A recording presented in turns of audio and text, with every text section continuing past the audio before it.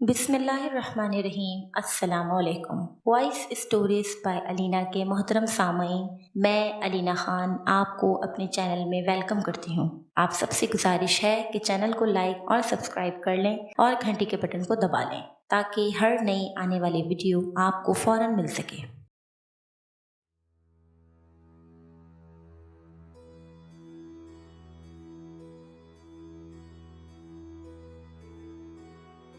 صباحت سبزی کاٹنے میں مصروف تھیں کہ تحریم ہاتھ میں موبائل لیے اس کے قریب آ بیٹھی۔ اماں حجاب آپی کو مسز آفتاب زیدی کے بارے میں بتاتے ہیں۔ ابھی نہیں، پہلے مجھے ان کے گھر جانے دو۔ اتنے امیر لوگ ہیں، ہم جیسے متوسط طبقے سے تعلق جوڑنا چاہتے ہیں، کیا خبر لڑکے میں کوئی عیب ہو؟ توبہ ہے اماں، آپ تو بہت وہمی ہیں۔ صباحت سبزی کاٹتے ہوئے رک گئی۔ اس نے گہری نظر تحریم پر ڈالی۔ بیٹی، عمر کے ان ان گنت سالوں میں ہم نے کون سے خزانے جوڑنے ہیں؟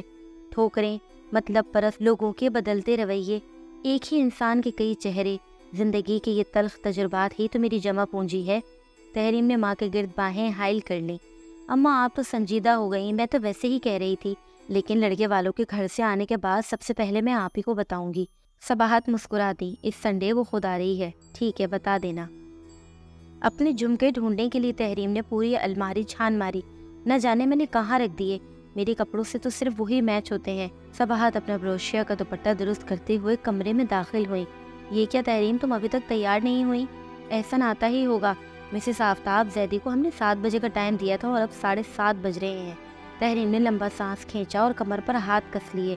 میں جھمکے رکھ کے بھول گئی ہوں۔ تو کیا ہوا، جھمکے کون سا سونے کے تھے، ویسے ہی جھمکے اور لے لینا۔ صباحت نے اسے تسلی دی۔ تحریم برا سا منہ بنا کے کپڑے الماری میں واپس رکھنے لگی۔ میرے اس جوڑے سے وہی جھمکے میچ کرتے تھے، بس اب جلدی سے تیار ہو جاؤ، کوئی اور سے جھمکے پہن لو، صباحت نے حکم صادر کرنے کے انداز میں کہا اور کمرے سے چلی گئی۔ تھوڑی ہی دیر میں احسن گاڑی لے کر پہنچ گیا۔ وہ بجلی کے جھٹکے کی طرح گھر میں داخل ہوئی۔ جلدی کرو، بہت ٹائم ہو گیا ہے۔ ثانیہ کہاں ہے؟ صباحت نے کمرے کو لاک لگاتے ہوئے ایک نظر احسن پر ڈالی۔ ثانیہ کو مسز آفتاب زیدی کے گھر چھوڑ آیا ہوں، یہ کہہ کر اس نے تحریم کی طرف دیکھا جو ہاتھ میں ہینڈ بیگ لیے تیار کھڑی تھی۔ تحریم، تم گاڑی میں بیٹھو، میں آنٹی کے ساتھ لاک لگا کر آتا ہوں۔ تقریباً 8 بجے وہ سب مسز آفتاب زیدی کے گھر پہنچ گئے۔ گاڑی مسز آفتاب زیدی کے پورچ میں رکی تو تحریم کی سانس اس کے حلق میں ہی اٹک گئی۔ ماں بیٹی نے گاڑی میں بیٹھے بیٹھے ہی پوری کوٹھی کا جائزہ لیا۔ جو کوٹھی باہر سے کسی شیش محل سے کم نہیں، وہ اندر سے کس قدر خوبصورت ہوگی۔ احسن نے گاڑی کا دروازہ کھولا۔ آ جائیں آنٹی۔ صباحت نروس سی بلا وجہ اپنے آنچل کو بار بار درست کرتی ہوئی گاڑی سے اتری، مگر ان لوگوں نے جس طرح استقبال کیا، ایک پل کے لیے صباحت امیری غریبی کے امتزاج کو بھول گئی جو ان دو خاندانوں میں تھا۔ کوٹھی میں داخل ہوئیں تو آرائش و زیبائی سے اس کی آنکھیں چکا چوندھ ہو گئی۔ ڈیکوریشن پیس سے لے کر فرنیچر تک گھر کی ہر چیز شاہانہ تھی۔ دیواروں پر لگے شیشوں میں اپنا عکس دیکھ کر صباحت نے لجاجت سے آنکھیں جھکا لی، جیسے اس کا اپنا ہی عکس اس کا مذاق اڑا رہا ہو کہ بیٹی کا رشتہ کرنے یہ تم کہاں چلی آئی ہو۔ دونوں ماں بیٹی ڈرائنگ روم میں جانے کے بجائے لیونگ روم میں ہی بیٹھ گئیں۔ مسز آفتاب زیدی کی دونوں بیٹیاں زرقا اور مناہل بھی وہیں بیٹھ گئی۔ آپ کو اپنے گھر دیکھ کر مجھے خوشی ہو رہی ہے، میں نے اپنی دونوں بیٹیوں کو بھی یہیں بلا لیا ہے تاکہ ان کی ملاقات بھی آپ سے ہو جائے۔ ماشاءاللہ، بہت پیاری بیٹیاں ہیں آپ کی۔ آپ کے داماد نہیں آئے؟ صباحت نے پوچھا۔ مسز آفتاب زیدی نے ایک نظر اپنی بیٹیوں پر ڈالی، پھر صباحت سے گویا ہوئی۔ انہیں ضروری کام تھا، انہیں میرے پاس چھوڑ کر دونوں اپنے اپنے کام پر چلے گئے۔ میرا تو دل تھا کہ آفتاب صاحب کی بھی ملاقات آپ سے ہو جاتی، لیکن وہ کام کے سلسلے میں بیرون ملک ہیں۔ 1 ماہ کے بعد ان کی واپسی ہوگی۔ زارون اور فیضان ابھی تھوڑی دیر تک آ جائیں گے۔ زرقا اٹھ کر کچن کی طرف چلی گئی۔ تھوڑی دیر کے بعد ملازمہ کولڈ ڈرنک لے کر آ گئی۔ زرقا نے آگے بڑھ کر کولڈ ڈرنک سرو کی۔ مسز آفتاب زیدی نے مسکراتے ہوئے زرقا کی طرف دیکھا۔ اپنا 2 سال کا بیٹا دادی کے حوالے کر کے آئی ہے، بہت شریر اور پیارا ہے۔ اسی دوران صباحت نے دیکھا کہ ایک دراز قد وجیز نوجوان کمرے میں داخل ہوا۔ آؤ زارون بیٹا۔ مسز آفتاب زیدی بیٹے کو دیکھ کر اٹھی۔ زارون نے سلیٹی رنگ کا سوٹ پہنا ہوا تھا۔ وہ نہایت سلیقے سے صباحت اور تحریم سے ملا۔ اس سے لگ رہا تھا کہ انہیں ٹائم پر آنے کے لیے خاص تاکید کی گئی تھی۔ فیضان کہاں ہے؟ مسز آفتاب زیدی نے زارون سے پوچھا۔ فیضان بھائی بس آتے ہی ہوں گے، وہ گاڑی سے کچھ سامان نکلوا رہے ہیں۔ صباحت کی نظریں دروازے پر جمی ہوئی تھی۔ फैज़ान को देखने की बेचैनी इंतहा को पहुंची हुई थी। ज़रका ने दरवाजे की तरफ देखकर कहा, फैज़ान भाई भी आ गए। सफ़ेद कमीज शलवार में मलबूस अधेड़ उम्र शख्स दरवाजे पर खड़ा था। उसका भी कद लंबा था, मगर सेहत के हिसाब से वो बूढ़ा दिखाई दे रहा था। चेहरे की जिल्द झुर्रियों में बट गई थी। एक पल के लिए सबाहत को लगा जैसे वो शख्स मिसेज़ आफ़ताब ज़ैदी का खाविन है। उसने अपने तसल्ली के लिए पूछा, ये फैज़ान है? मिसेज़ आफ़ताब ज़ैदी ने मुस्कुराते हुए कहा, यही मेरा बेटा फैज़ान है। फैज़ान मुस्कुराता हुआ सोफे पर विराजमान हो गया। सबाहत के तो चेहरे का जैसे रंग उड़ गया। वो लबों पर मस्तूई मुस्कुराहट तक ना ला पाई। उसके दिल की कैफियत उसके चेहरे से अयां हो रही थी। तहरीम की कैफियत उससे अलग नहीं थी। कमरे की खामोशी का सुकून सानिया की आवाज़ ने तोड़ा। कमरे में इतने लोग और इस कदर खामोशी। सबाहत ने शिकवा भरी नज़रों से सानिया की तरफ देखा। तुम कहाँ गायब हो? तुम्हें हमारे आने की खबर तक ना हुई? आंटी का फ़ोन आ गया था। सबाहत ने मुस्कुराते हुए फैज़ान की तरफ देखा। आपका बिजनेस कैसा चल रहा है? मिसेज़ आफ़ताब ज़ैदी ने फैज़ान के हाथ पर शफ़क़त से अपना हाथ रखा। बहुत मेहनती है मेरा बेटा, बस काम में लगा रहता है, अपनी सेहत की तरफ ध्यान ही नहीं देता। कुछ देर तक फैज़ान लोगों के साथ बैठा रहा, फिर उसका फ़ोन आ गया, जिसके बाद वो इजाज़त लेकर चला गया।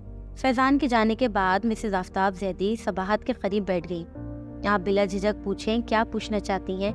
आपकी बेटी का मामला है, आप हर तरह से अपनी तसल्ली कर लें। सबाहत ने अपनाइयत से मिसेज़ आफ़ताब ज़ैदी की तरफ देखा। आपका खुलूस ही है जो मुझे यहाँ खींच लाया है, वरना जोड़ियाँ तो अर्श पे बनती हैं।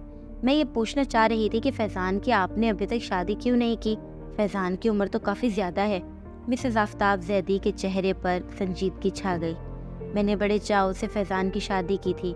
ये 10 साल पहले की बात है। शादी के 2 महीने बाद ही मेरी बहू का इंतकाल हो गया। उसकी मौत ब्रेन हेमरेज से हुई।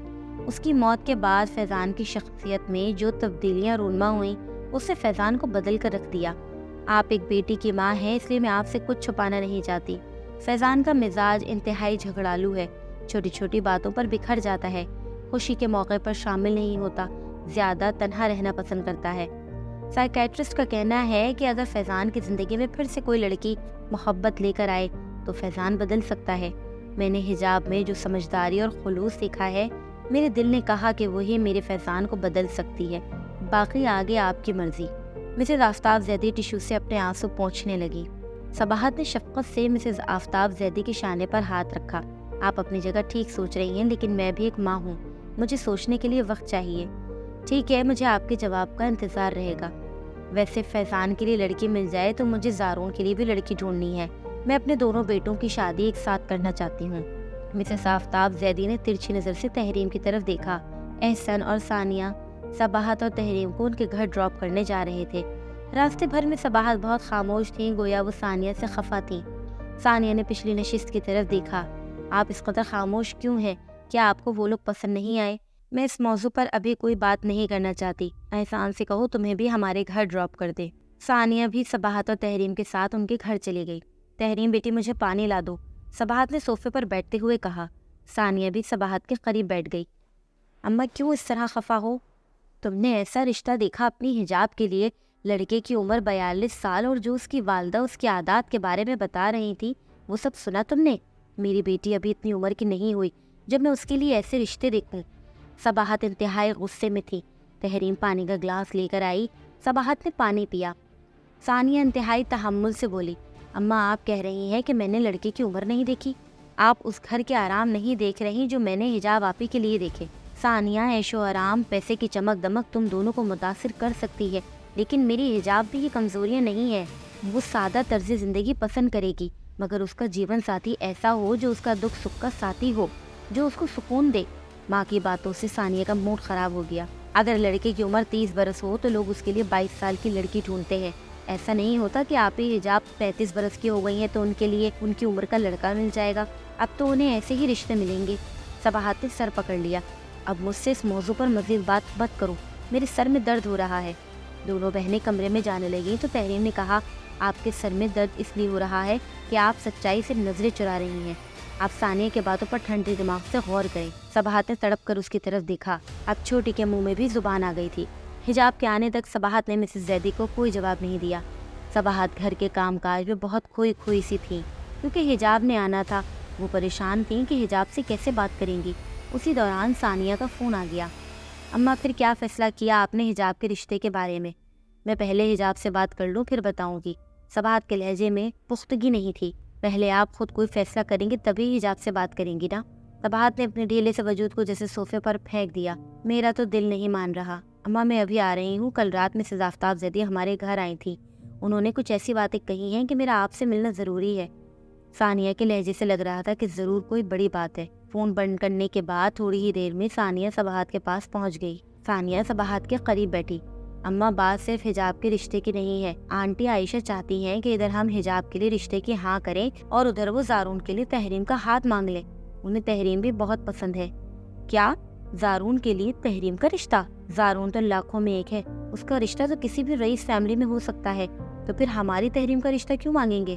سباہت عائشہ بیگم کی سوچ پر حیران تھی۔ آنٹی عائشہ نے کہا ہے کہ دونوں بیٹوں کا رشتہ ایک ہی جگہ کریں گی۔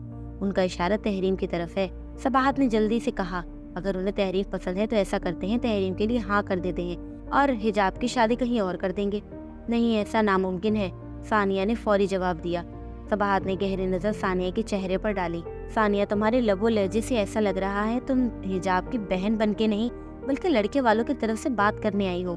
مجھے صاف صاف بتاؤ، تمہاری عائشہ بیگم سے کیا بات ہوئی ہے جو تم دونوں بہنوں کے رشتے کے لیے میرا ذہن بنا رہی ہو؟ ثانیہ تذبذب کی کیفیت میں اپنی انگلی کا چھلا گھمانے لگی۔ کچھ کہنے کی کوشش کرتی مگر اپنے ہونٹوں کو بھینچ کر رہ جاتی۔ چپ کیوں ہو؟ بتاؤ، سباہت سیخپا ہو کر بولی۔ ثانیہ نے نظریں چراتے ہوئے جواب دیا، وہ کہہ رہی تھی کہ اگر حجاب کے رشتے کے لیے ہاں کہہ دیں تو وہ زارون کے لیے تحریم کا ہاتھ مانگ لیں گی۔ بہت خوب، ایک بیٹی کے دکھ کی قیمت میں دوسری بیٹی کا سکھ خرید لوں؟ یہ مجھ سے نہیں ہوگا۔ فیضان کی شخصیت کے بارے میں پوری طرح چھان بین کروں گی، حجاب سے بھی پوچھوں گی، اگر میری تسلی نہ ہوئی تو صاف انکار کر دوں گی۔ ثانیہ سباہت کی اس بات پر پریشان سی ہو گئی۔ آپ کہتی ہیں کہ مکان بیچ کر حجاب کی شادی کروں گی، پھر کرائے کے مکان میں تحریم کے لیے ایسا اچھا رشتہ نہیں آئے گا، آگے آپ کی مرضی ہے۔ ثانیہ جاتے جاتے بھی ماں کو اس کی مجبوریاں یاد دلا گئی۔ ثانیہ کے جانے کے بعد سباہت گھر کے کام کاج میں پھر مصروف ہو گئی۔ بے حد سوچوں کی زنجیروں نے اس کا ذہن جکڑ لیا تھا۔ ثانیہ اس کے ذہن کو مزید الجھا گئی تھی۔